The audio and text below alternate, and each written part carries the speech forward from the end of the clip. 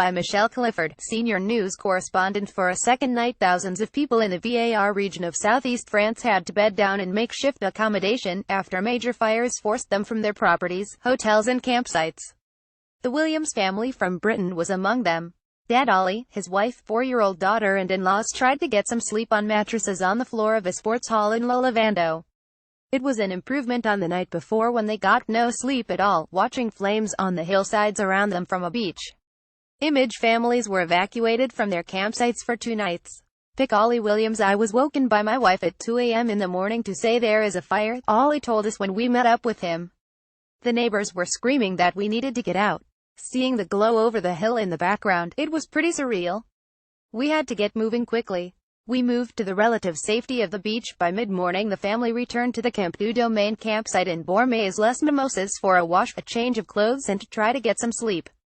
But any hopes of relaxing from his deputy head teacher duties on a summer break were abruptly halted again for Mr. Williams. French fires force evacuation of 12,000 people. He told us at 10:30 we headed back to the campsite, and just as I was getting my head down for 30 minutes, my wife woke me, and that's when the full evacuation began.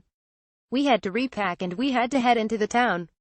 We could see droves of people doing the same. Image flames and smoke filled the sky above a burning hillside as tourists swam on the beach in Bormes-les-Mimosas, in the VAR department. Those droves spread out to evacuation centers across the region last night. Tourists and locals ended up hunkered down together. Some were offered beds in homes in the area. All were hoping that by daylight the fires would have retreated.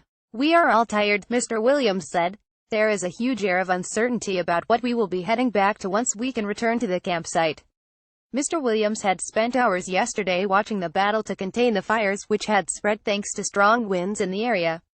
Instead of reading books on the beach, people were looking to the skies as the firefighting planes roared overhead, going back and forth, scooping up water from the ocean and dumping it on the blazes.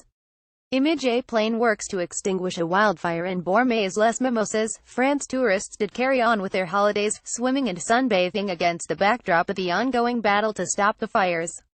But on a visit to the region last night, France's Prime Minister Edouard Philippe warned there will be more fires tomorrow. He had come to thank the thousands of emergency workers who have been deployed since the fires started spreading along the coast on Monday.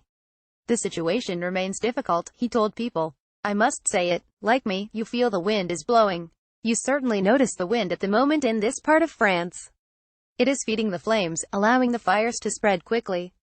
Progress in tackling the blazes has been made overnight, but there is no air of complacency from the